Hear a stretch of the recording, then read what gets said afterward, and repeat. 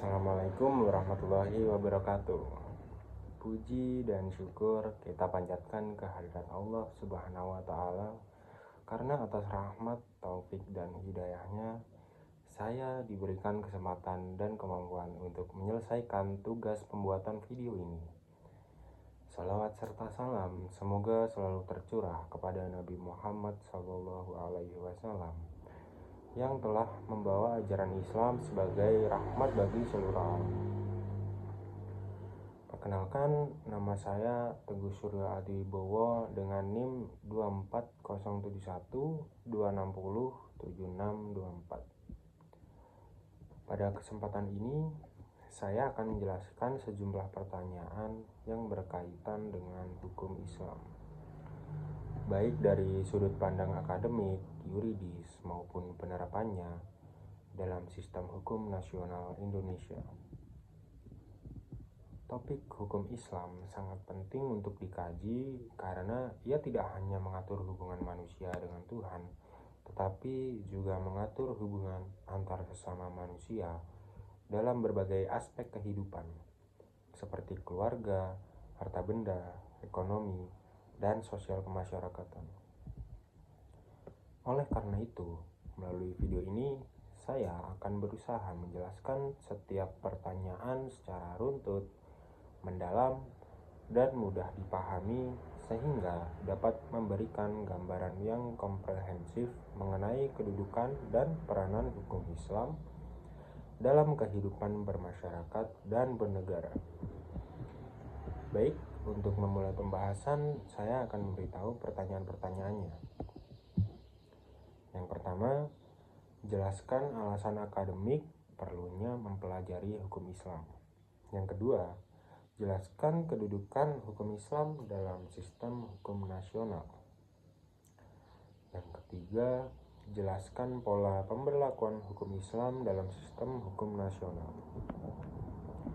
Kemudian yang keempat, berilah contoh konkret dari tujuan hukum Islam dalam melindungi harta dan keturunan.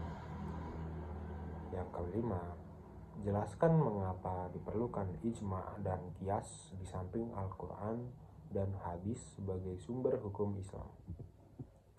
Yang keenam, sebutkan urutan seseorang yang berhak menjadi wali nikah menurut hukum Islam. Apakah ayah biologis dari anak perempuan yang lahir di luar pernikahan bisa menjadi wali nikah? Kalau tidak, siapa yang berhak menjadi wali nikahnya?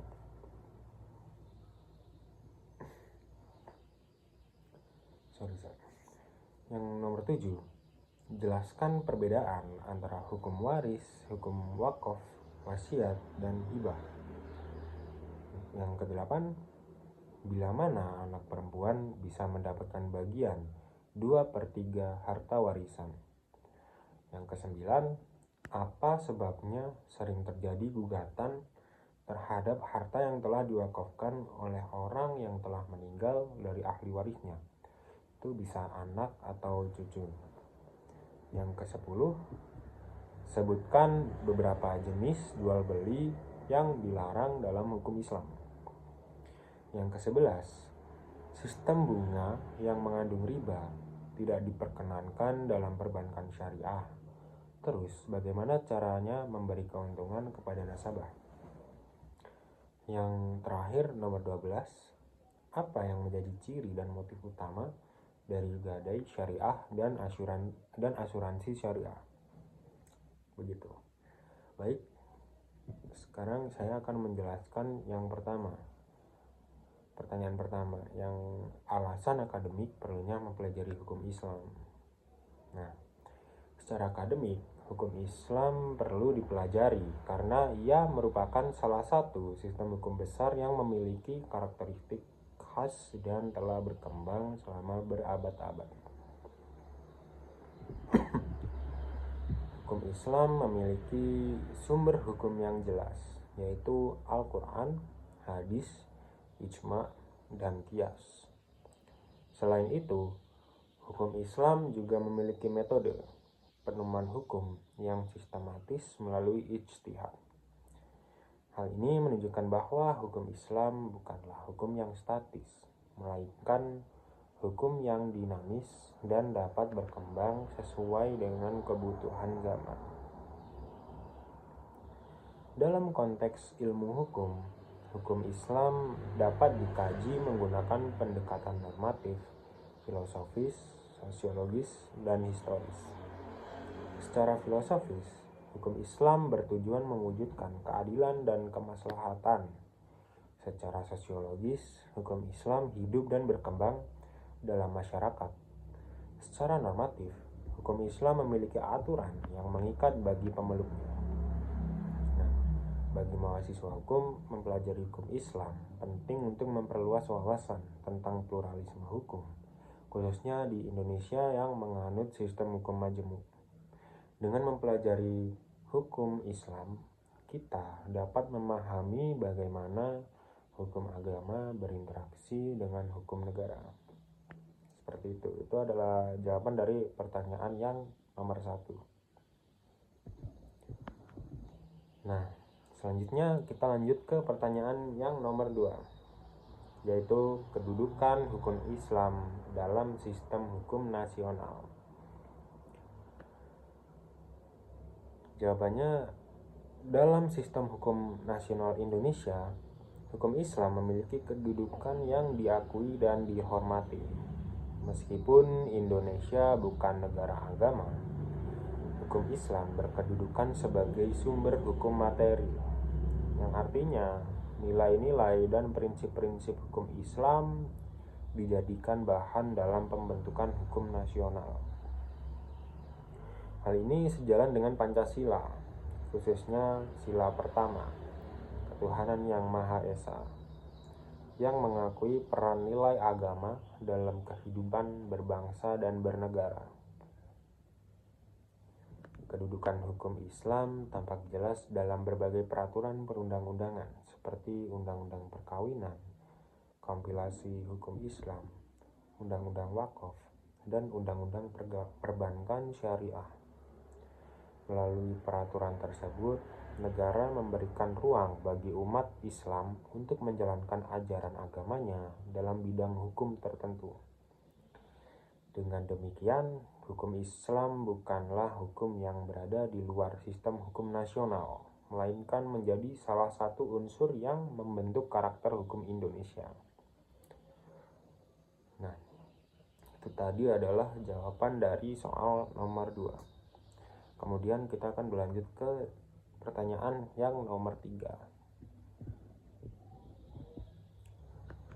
Nah, pertanyaan nomor 3 ini adalah pola pemberlakuan hukum Islam dalam sistem hukum nasional. Aduh, bentar guys, gatel nih. Pola pemberlakuan hukum Islam dalam sistem hukum nasional Indonesia tidak dilakukan secara menyeluruh, melainkan melalui mekanisme tertentu. Yang pertama, bersifat selektif, yaitu hanya mengatur bidang-bidang tertentu.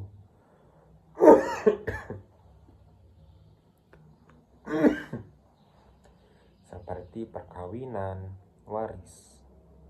warisan, wakaf, dan ekonomi syariah. Kedua, bersifat limitatif, yaitu hanya berlaku bagi umat Islam.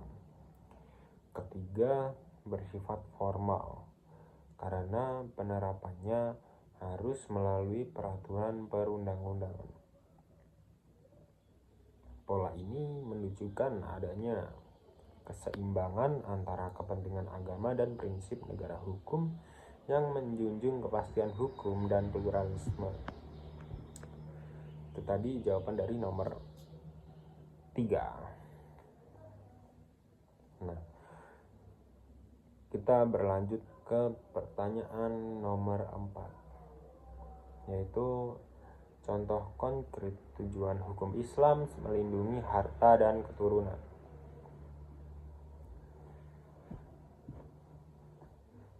Salah satu tujuan utama hukum Islam adalah menjaga kemaslahatan manusia yang dikenal dengan maqasid syariah.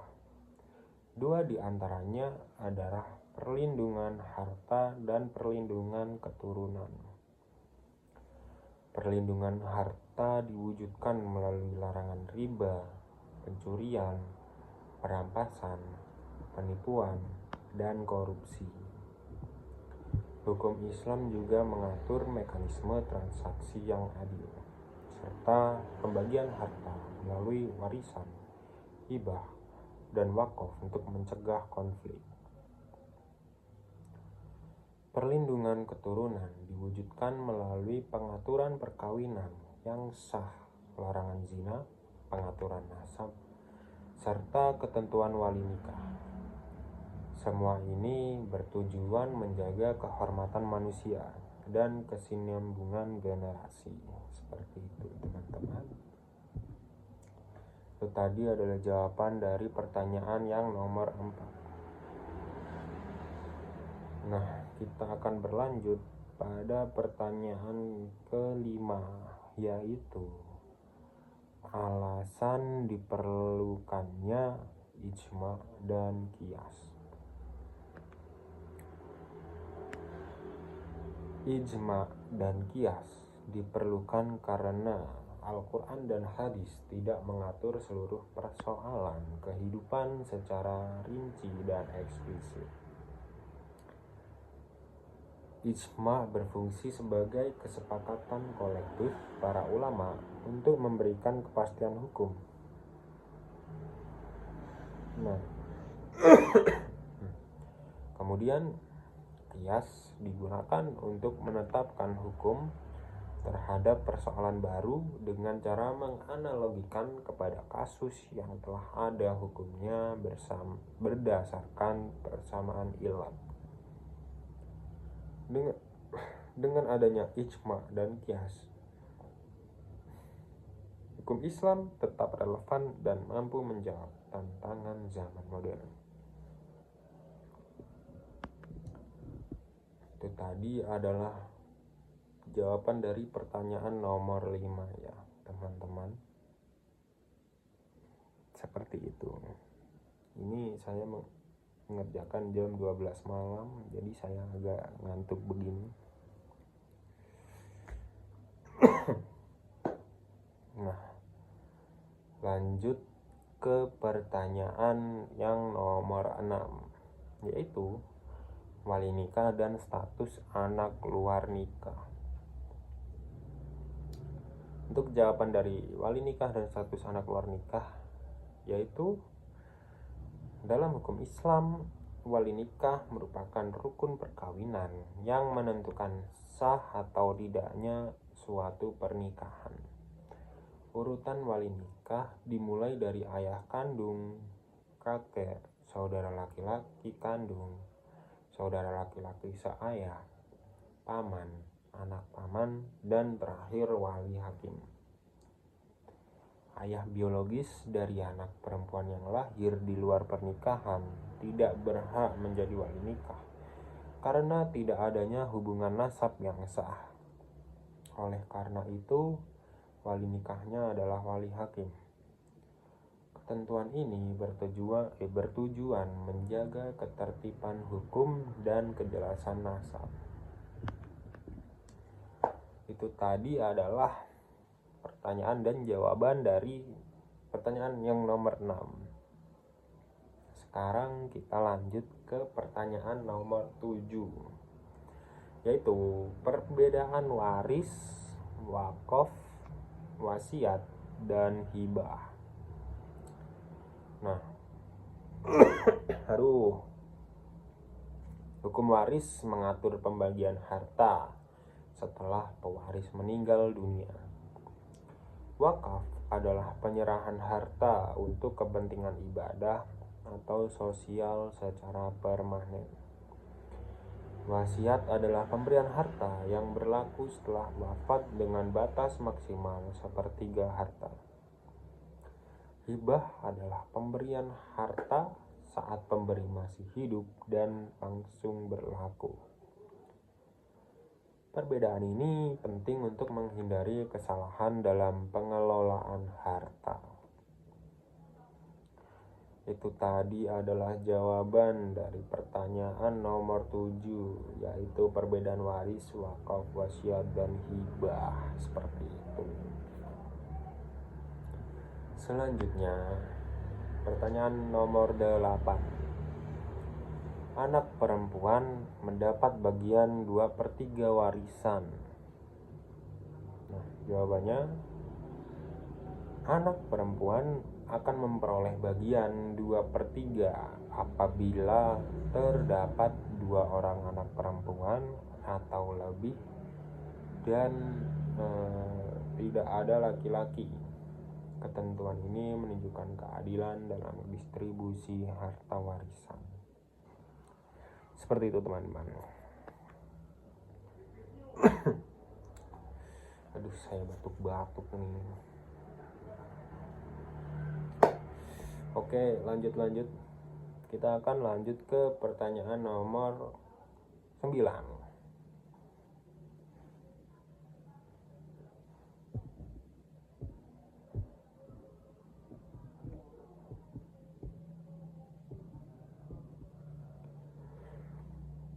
Nah, pada pertanyaan nomor 9 ini, pertanyaannya adalah penyebab gugatan terhadap harta wakaf.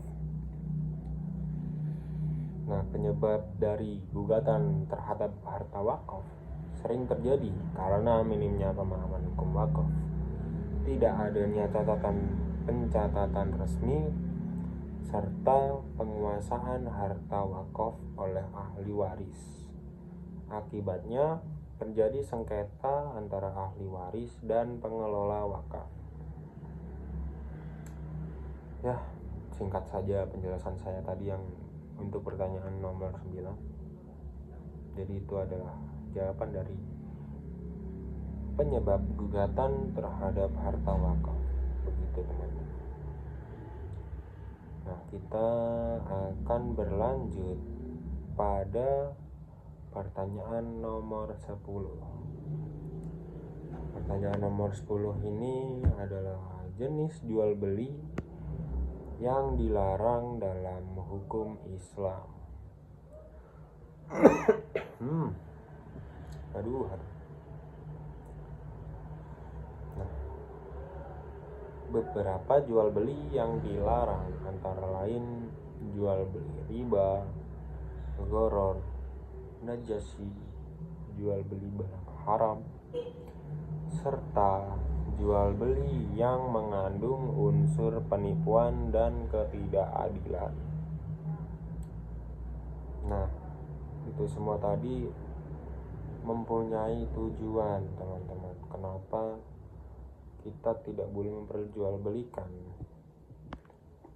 barang-barang tersebut atau barang-barang yang dilarang dalam hukum Islam?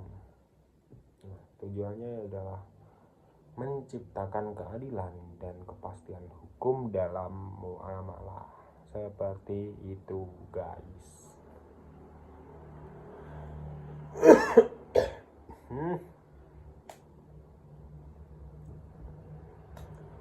Itu tadi adalah jawaban dari pertanyaan nomor 10, yaitu jenis jual beli yang dilarang dalam hukum Islam. Seperti itu, guys, teman-teman. Atau juga selanjutnya kita akan berlanjut ke pertanyaan nomor 11, yaitu cara perbankan syariah memberi keuntungan tanpa bunga. Nah, perbankan syariah memperoleh keuntungan melalui akad bagi hasil, jual beli, dan sewa. Jadi sistem ini menghindari riba dan menekankan prinsip keadilan dan transparansi. Jadi dengan sistem ini, bank dan nasabah berbagi risiko dan keuntungan secara adil. Seperti itu, teman-teman. Atau juga. Jadi itu adalah jawaban dari pertanyaan nomor 11. Cara perbankan syariah memberi keuntungan tanpa bunga. Oke, kita akan lanjut ke pertanyaan terakhir, yaitu pertanyaan nomor 12. Ciri dan motif gadai syariah dan asuransi syariah. Nah, gadai syariah dan asuransi syariah memiliki ciri sendiri-sendiri, guys. Untuk gadai syariah berciri tanpa bunga dan berlandaskan tolong-menolong. Itu adalah ciri dari gadai syariah ya. Yang kedua, ciri dari asuransi syariah.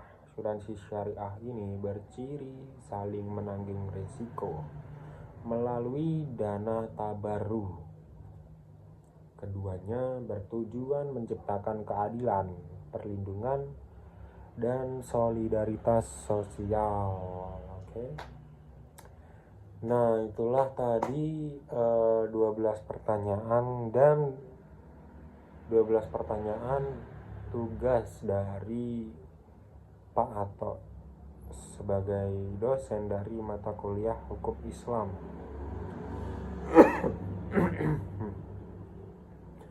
Dan saya juga sudah menjawab pertanyaan tersebut satu per satu. Oke.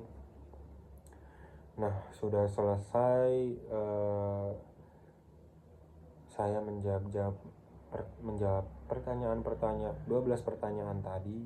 Nah, sekarang waktunya kita masuk ke penutup ya. Nah, demikianlah penjelasan yang dapat saya sampaikan mengenai hukum Islam dan penerapannya dalam kehidupan bermasyarakat dan bernegara. Semoga video ini dapat memberikan manfaat dan menambah wawasan kita semua.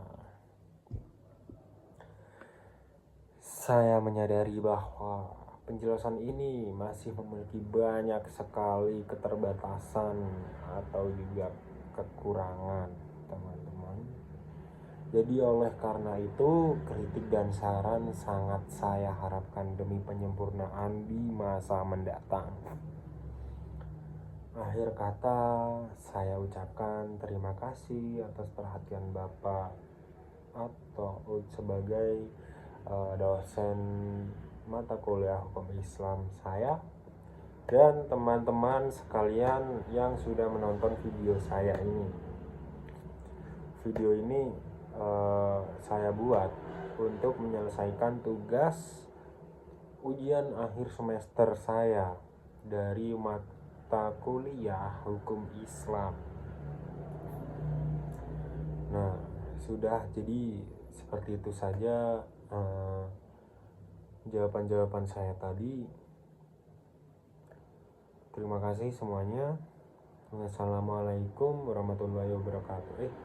Oh ya, habis ini saya akan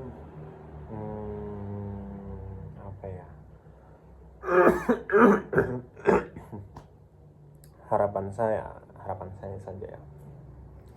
Untuk harapan saya untuk semester 4 dan semester kedepannya. Jadi saya ingin bisa semakin akrab dengan teman-teman semua, dan juga saya ingin bisa lebih cepat tanggap untuk menerima materi-materi dari Bapak Ibu dosen atau juga pembelajaran bersama teman-teman. Dan juga saya ingin saya menjadi lebih unggul lagi, jadi seperti kampanye begini ya. Tapi ya sudahlah, tidak apa-apa. Inilah video tugas saya. Oke, sudah seperti itu. Terima kasih semuanya. Wassalamualaikum warahmatullahi wabarakatuh. Dadah.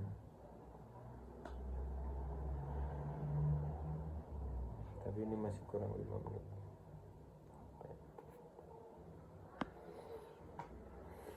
Oke. Bye bye. Ke pertanyaan nomor 11, yaitu cara perbankan syariah memberi keuntungan tanpa bunga. Nah, perbankan syariah memperoleh keuntungan melalui akad bagi hasil, jual beli, dan sewa. Jadi sistem ini menghindari riba dan menekankan prinsip keadilan dan transparansi. Jadi dengan sistem ini, bank dan nasabah berbagi risiko dan keuntungan secara adil, seperti itu teman-teman. Atau juga. Jadi itu adalah jawaban dari pertanyaan nomor 11.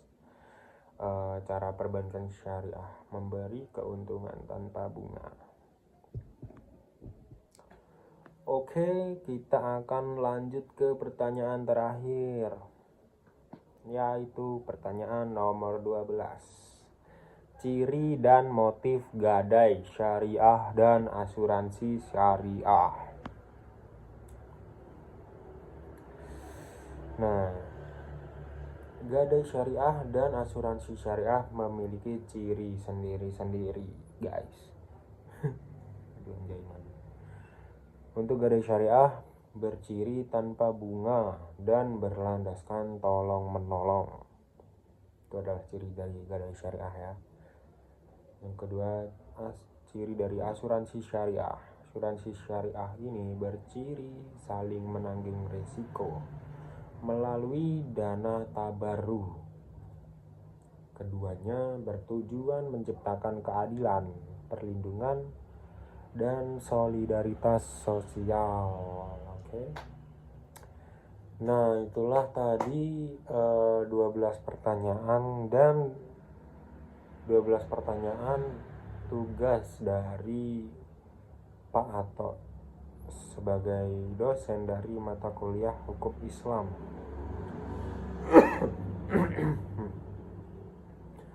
Dan saya juga sudah menjawab pertanyaan tersebut satu per satu. Oke. Nah, sudah selesai saya menjawab pertanyaan 12 pertanyaan tadi. Nah, sekarang waktunya kita masuk ke penutup ya. Nah, demikianlah penjelasan yang dapat saya sampaikan mengenai hukum Islam dan penerapannya dalam kehidupan bermasyarakat dan bernegara. Semoga video ini dapat memberikan manfaat dan menambah wawasan kita semua. Saya menyadari bahwa penjelasan ini masih memiliki banyak sekali keterbatasan atau juga kekurangan, teman-teman. Jadi oleh karena itu, kritik dan saran sangat saya harapkan demi penyempurnaan di masa mendatang. Akhir kata, saya ucapkan terima kasih atas perhatian Bapak atau sebagai dosen mata kuliah Hukum Islam saya dan teman-teman sekalian yang sudah menonton video saya ini. Video ini saya buat untuk menyelesaikan tugas ujian akhir semester saya dari mata kuliah Hukum Islam. Nah, sudah, jadi seperti itu saja jawaban-jawaban saya tadi. Terima kasih semuanya. Wassalamualaikum warahmatullahi wabarakatuh. Oh ya, habis ini saya akan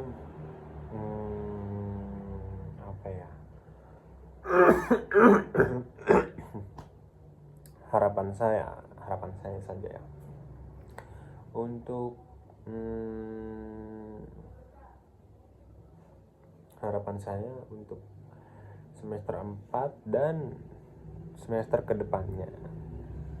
Jadi saya ingin bisa semakin akrab dengan teman-teman semua, dan juga saya ingin bisa lebih cepat tanggap untuk menerima materi-materi dari bapak ibu dosen atau juga pembelajaran bersama teman-teman, dan juga saya ingin saya menjadi lebih unggul lagi, jadi seperti kampanye itu gini ya. Tapi ya sudahlah, tidak apa-apa. Inilah video tugas saya. Oke, ya sudah seperti itu.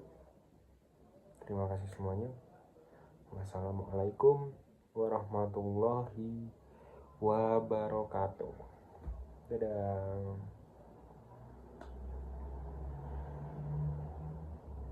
Tapi ini masih kurang 5 menit.